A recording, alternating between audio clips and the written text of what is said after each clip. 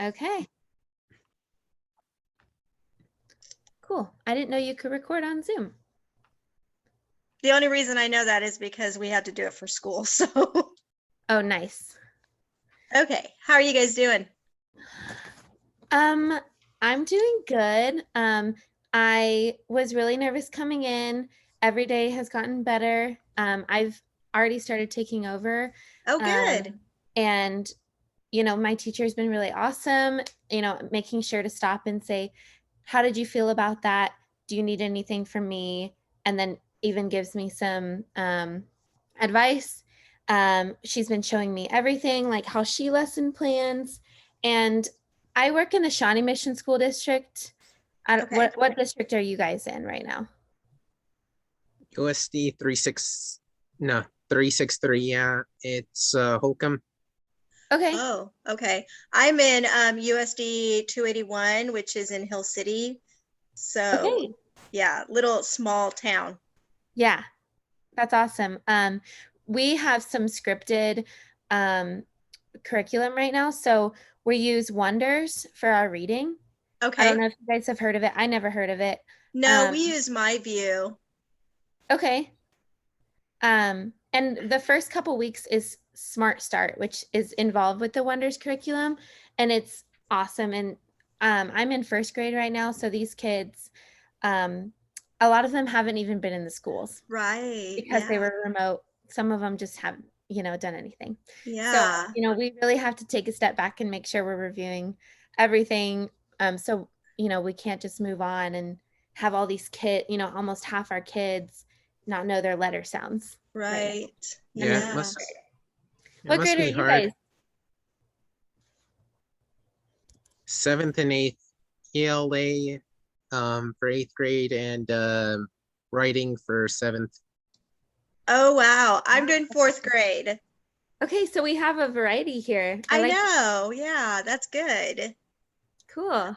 I don't know if I could do junior high. That would be like, Yeah, whoa.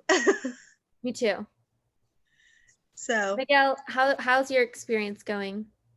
Well, this is only the second week that they've been open. Well, last week was just like a half day and then 2 days. So they don't really have any lesson plans ready or anything. So I'm forced to really observe and only help out whenever I can. Mm-hmm. So yeah, hopefully that changes next week when I actually start co-teaching. I know. Totally. So I have a question for you guys on the lesson plans. Do they do lesson plans like what we're doing with our templates? And So not really. A lot of my teachers have been working for a while, and so they honestly have a lot of it memorized. The book that they look at is Wonders, the curriculum. Right. And it is, not only is it scripted, but it has like all of your standards and learning goals in it. And so Nice. we use that. And then what makes it really nice is that all the first grade teachers come together and we make a slideshow that we leave on the screen almost all day. And that includes everything we need for reading, everything we need for math, for the instruction part. Oh, And nice. Okay. that's like really nice. And so I'm not like trying to memorize any lesson plan because I just get really nervous. But anyway, so no, we don't, I haven't seen them actually follow a template. What about you Okay. guys? have any of you started on making your lesson plan for the week? Because we have to submit one for on the 29th. I did. I went ahead and did a sample one just on, what I thought he wanted. I haven't submitted like the weekly lesson plans yet because I won't take over a class until next week. So I'm getting one ready for this, this week. For next week, I'm going to start off with a math class. So I haven't submitted the weekly ones, but I did go ahead and submit the sample one that he wanted. For the sample one, does it have to be like a day or I by week? just did a day. I just did one lesson. So I hope that's okay. Like one reading lesson? Yeah, I did a writing lesson. Okay. So, and it was just for that day. And I just said it was a 60-minute lesson. They had Okay. to write a fiction story. And that was just for me to be able to see what their writing ability is like right now. So, Yeah, Mm. that sounds about right. I think I'll probably write a lesson plan for because Mondays when I'm taking over our mhm, math completely, and so that's probably what I'll focus on for our lesson plan. yeah. Hmm. Anyways, well, this is something that my teacher gave me. It doesn't really look too detailed or anything. It's for her elementary Okay. one because she hasn't written up anything for middle school. Uh-huh. Yeah. Since she's a transfer teacher, she wanted to do middle school instead of kindergarten. Wow, that's a big leap going from kindergarten to middle school. Yeah. Mm. Um, so shall we talk about the articles that we were supposed to look at, Right, including the 5 big lesson planning mistakes and then the 8 worst lesson mistakes? right.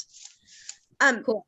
So do each of us have to talk for 5 minutes about it, or is it just 5 minutes between the three of us? I think if we did 5 minutes each, it would just be a really long recording. That's what I was So thinking I too. think maybe just 5 minutes, Okay, you know, all together. So all right. what did you guys think about the 5 big lesson planning mistakes? Or actually both of them, the 8 worst lesson mistakes too. I thought there was some really good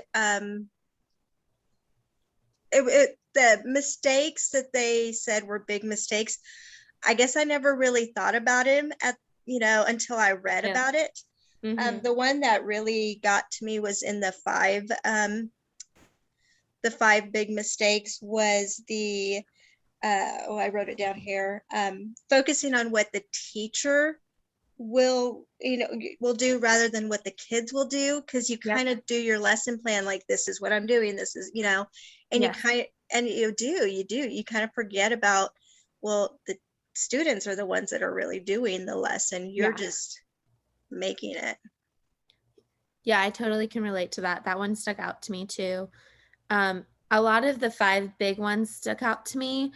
I have already like seen how an opening of a lesson and a closing of a lesson are so important because especially for our first graders right now, we're just going over letter sounds and we're going over some sight words right now. Mm-hmm.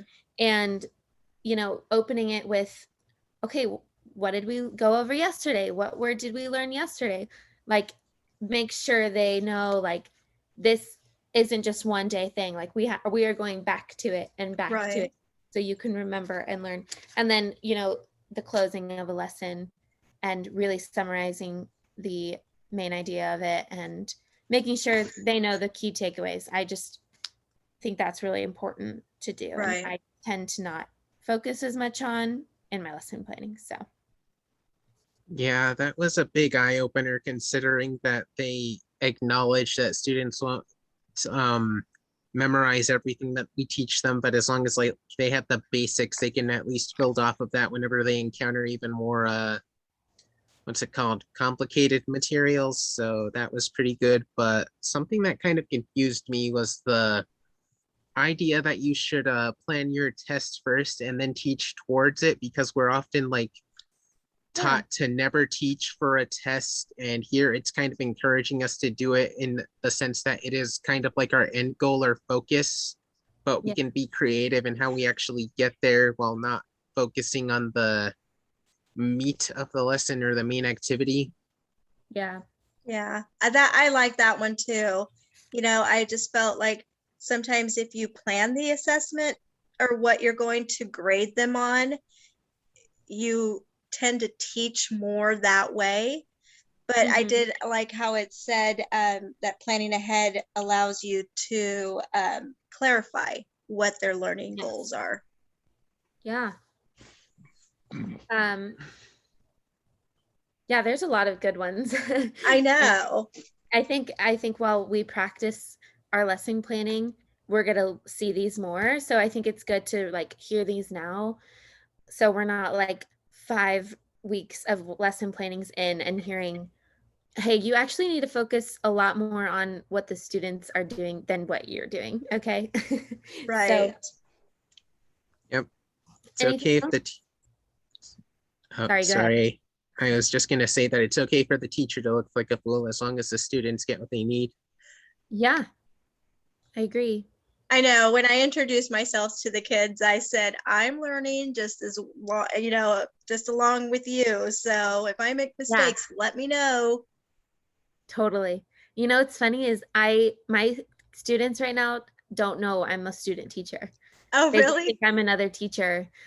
We kind of talked together and we were like, for my first graders at least, it might be different for fourth or middle school. Yeah. We just thought it would be better for me to walk in. I'm Mrs. B about. I'm here to teach alongside your other teacher. Yeah. Well, see, I've been a para at this grade school that I'm working at, or that Oh, I'm student teaching at so they know you. for a very, very long time. So Cool. the kids pretty much know me already.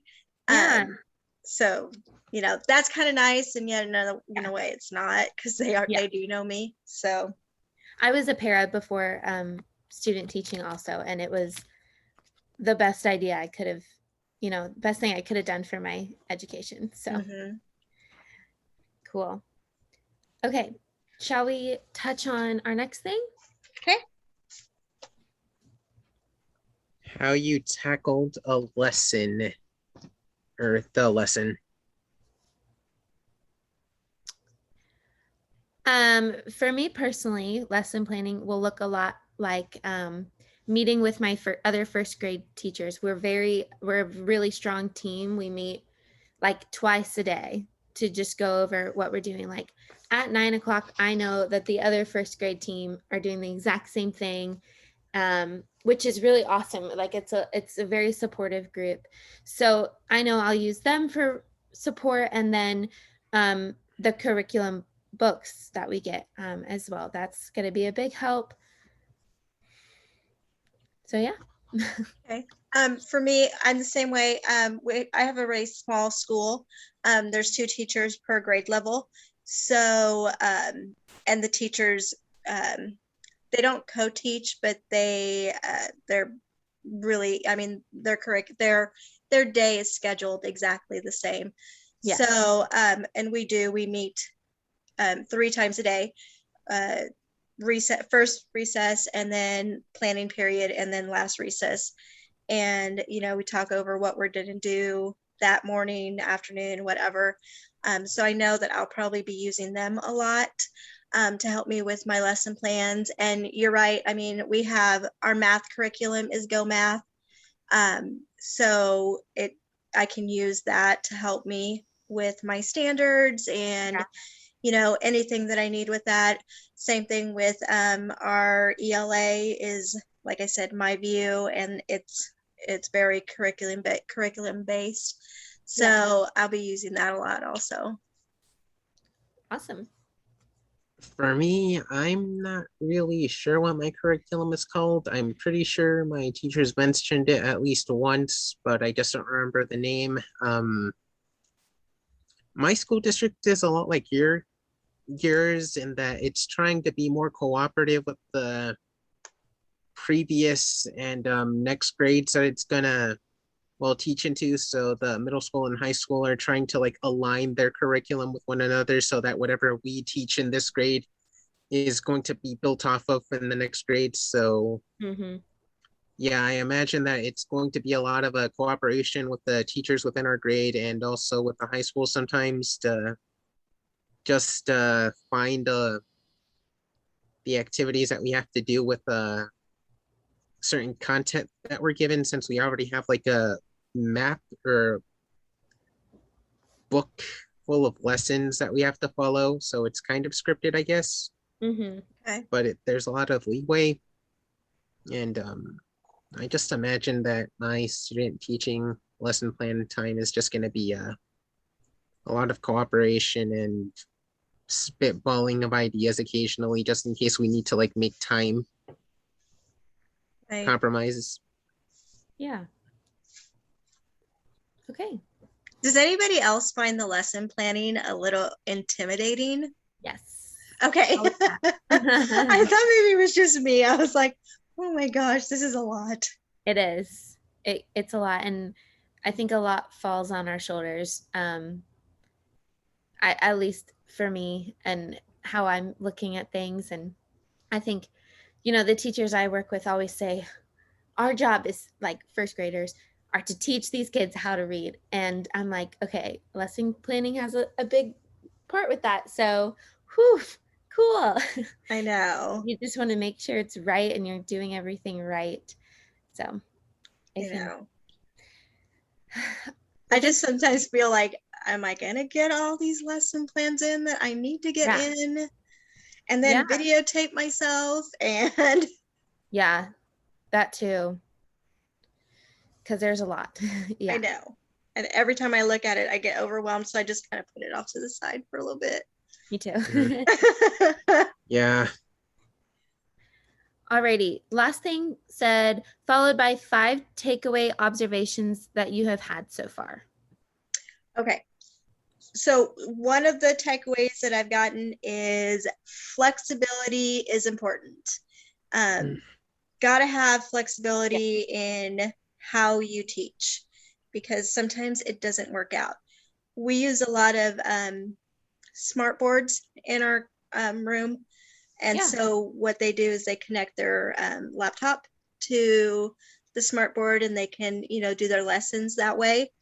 Yes. And we have not been able to get it to work every single day that we've had school so far. So Yeah. it's usually we have to either keep working at it or, go to a different way of doing it or, just scrap it all together and just go to a different thing. So Yeah. flexibility, open mind, majorly important.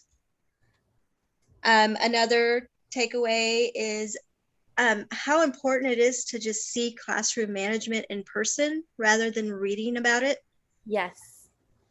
Classroom management was one of my biggest or the scariest part for me because I didn't know if I'd be able to be in charge of a classroom. Yeah. So it's really nice to be able to see Yeah. it being done. And then stepping outside my comfort zone. Good one. Like I said, I was a para for so long. And so while I, was in the classroom, I wasn't the person in charge of the classroom Yes. where the kids were actually listening to me. Yeah. I was helping the kids I needed to help, but now it's like I'm the person in charge. And Totally. then another one is understand that every child is different. They all learn different. They all act different. It's just important to understand that, what you teach or how you teach to this child isn't going to work the way that you think it's going to work with this child. Yes. And then my last one is observe the teacher as much as you can. I mean, they've been doing this for a while. They know what they're doing. And, Yeah. I just like to sit there and see what they're doing, how they're doing it, just observing. Awesome. I had some similar ones. They're in my head. I didn't write them down, so bear with me. One was setting expectations early and making them very clear. So if they're supposed to be quiet in the hallways, because we have other classes learning, then we're going to go back to the classroom and we're going to try again. Mm-hmm. Instead of just trying to hurry and get somewhere. It's like, okay, especially early on in the year, we need to be taking this time because we do have some time, and to actually, make sure these expectations are clear and that they know them. So that was a big one. Another one similar was all these kids have different needs. And so regarding lesson planning, it's important to remember those kids who have needs. So an example for me is I shared my screen on the board and we did an assignment together, but I pulled 3 students of mine who are struggling readers right now, need some extra support. I pulled them to a table and I did it with them while also teaching it on the board. So, Nice. and I made sure to think about that instead of just doing that in the middle of my lesson plan. So something like that. Let's see. Another one, observe, also ask questions. Mm, I don't like to be wrong, and I don't like having to ask a question because I want to know all the right answers. And so I just had to tell myself this year that asking questions is actually one of the best things I can do for myself. Even if someone might be annoyed by all my questions, I think it's the right thing to do. right. I do have questions. So I had two more. I think they were similar to yours. I just can't think of them right now. So I'll go ahead and let you move on, Miguel. Okay, one takeaway I took from mine was, well, through my observations, is shut down any misbehavior or troubling activities as soon as possible, because students are going to try to like push the boundaries on what they can do. And Yeah. if they just keep on pushing, they're just going to become bolder in terms of how they can disrupt the classroom. So it's best to take care of that immediately. Okay. So they just hit a boundary as soon as they try. That is not to say that you should like make them scared of you. Sometimes the students will be timid, and this leads to my second observation. Don't be afraid to take the lead. Whenever a student barely meets you, you can be a bit aggressive and reveal some stuff about yourself. It's okay to be vulnerable around them, but just make sure that they understand that you're serious about what you're doing. Yeah. Another Yeah, one those are good. is that well, teachers should own up to their mistakes. If they make a mistake, you have to own up to it so that students will at least respect you and understand that you're human too. And if they mess up, it's gonna be okay in your eyes because you expect them to make mistakes just like you make mistakes. Yeah. So Yeah. that's a bit of a bonding thing, which is also my next thing, that student teacher relationships need to be pretty solid so that students will feel confident in you and tell you whenever they have problems. Because, well, once again, they're really, well, picky whenever it comes to opening up. Also, classroom management.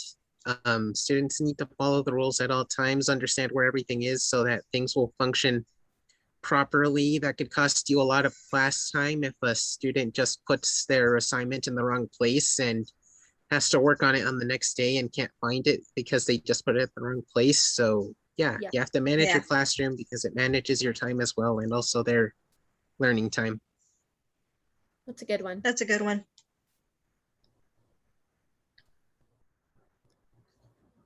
I thought of another one while you were speaking that I was thinking of earlier, and that's pace during a lesson. And Oh, yeah. there's times where I'm going way too fast, and that can be that can just not be good for my students.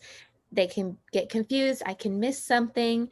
Sometimes I go way too slow, and then I miss core instruction time. Like sometimes I take way too much time on the opening and don't give enough time for core instruction. So that was a big takeaway, is to know that, okay, I've dedicated 30 minutes to core instruction, so I'm going to use that 30 minutes.